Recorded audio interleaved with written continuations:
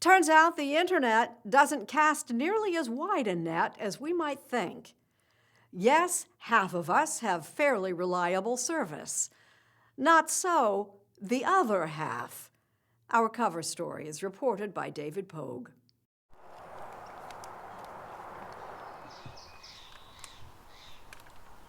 After earning her master's degree, writer Carrie Fugit bought this little farm in rural Oregon. Can I borrow that? Yeah. It seemed to have everything: beauty, affordability, and just a 30-minute drive to the city. But she quickly discovered one thing that wasn't available. We don't have internet. We haven't been successful getting it out here yet. So you must be able to get online somehow. What have you been doing? When there isn't a pandemic, I go to a library or I go to a restaurant or a cafe. Now, since the pandemic, all of those places are closed down. If I need internet, Taco Bell has been very reliable. So you're a professional writer, and to get online to do your research or your correspondence, you park at a Taco Bell? I do.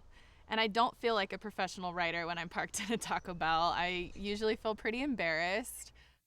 As modern Americans, we count among our blessings that most of us have been able to keep going through the pandemic, doing our work, teaching our kids, seeing our doctors, thanks to broadband internet, that is, high-speed internet.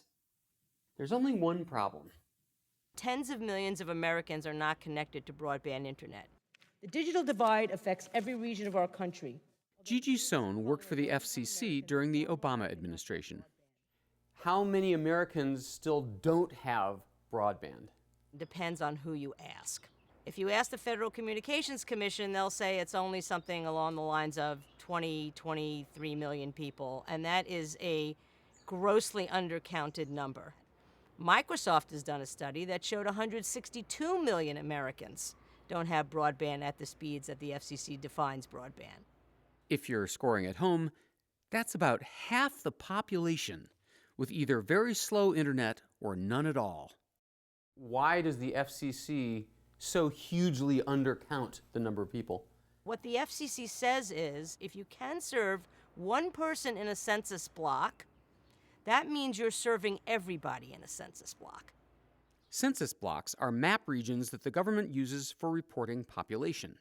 A census block can be anything from one city block to hundreds of square miles in rural areas. If I'm the FCC and there's 5,000 people living in a census block and one guy has broadband internet, I can record that as 5,000 people? Oh, I'm sure it's not only possible, I'm sure that is absolutely the case. But having no broadband internet isn't the whole problem. Millions of communities have broadband, according to the FCC, but in the real world, it's too slow to matter. This is the fastest internet speed available in America. This is the average speed, and this is what the FCC defines as broadband. It's not very fast. They'd love to have that minimal speed here in Georgetown, Maine. The FCC says that this coastal community has broadband internet because residents can sign up for DSL service. That's digital subscriber line, basically internet over the phone wires.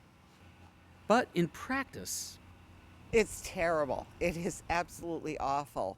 Most of the time we have little to none, and only occasionally does it get up to mediocre.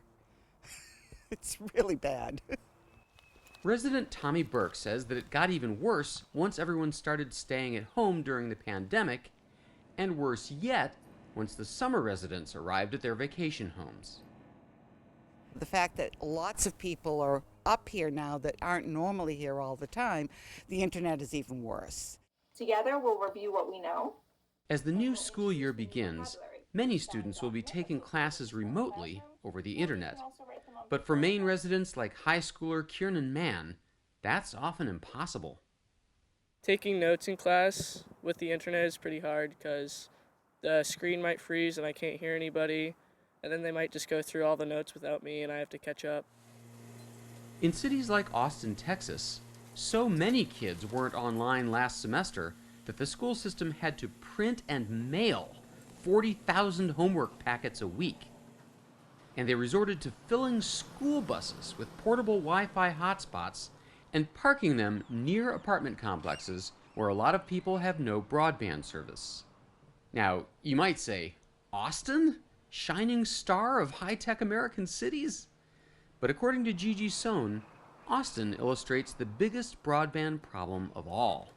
The vast majority of Americans who don't have broadband internet access is because they can't afford it, because the price is too high. And sure enough, the U.S. has the third most expensive broadband internet in the developed world, mostly because there's not much competition. It's just a money problem and not a problem of putting wires in the ground. Well, we should be complaining about both. The lack of actual network infrastructure in many places, but also the cost. The thing is, we've fixed problems like this before. In 1934, only 11% of rural Americans had electricity. President Franklin Roosevelt created the Rural Electrification Administration.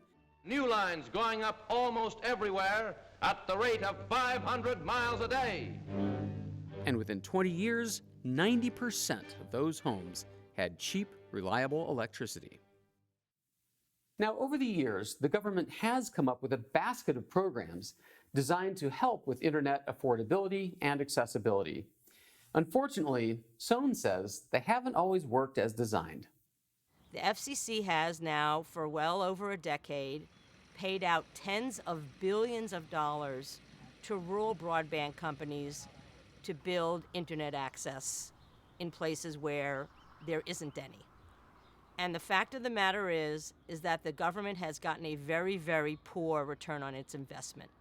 This FCC, and I'll even say, the FCC that I worked for, has not done a very good job of demanding that these companies tell us what they've actually built with the money they've gotten. This is not making the FCC look too good. I don't think it's incompetence. I think part of it is resources. The FCC's staff has shrunk enormously in the last decade or so. Swear to tell the truth, the whole truth, and nothing but the truth. FCC Chairman Ajit Pai declined our request for an interview. But in a written response, the FCC says, "We ensure efficient, cost-effective spending on subsidies for rural broadband." Earlier this year, Congress passed a law requiring the FCC to improve the way it measures internet access. But the FCC says that nothing will happen unless Congress also pays for it. The FCC simply does not have the $65 million we need to start the process and implement that law through its first year. Meanwhile, the agency is promoting new technologies like 5G cellular and low Earth orbit satellites that might address our broadband problems. Someday. But for now, most seem to agree on one thing, that especially these days, the internet should be considered a necessity. Months into the pandemic, Carrie Fugit ended up getting office space in town just to go online. I think at this point it should be considered a utility, just like water or electricity. And especially now that we've experienced this pandemic, we're seeing just how much we rely on it. The difference between someone who has internet connection and someone who doesn't is just too wide.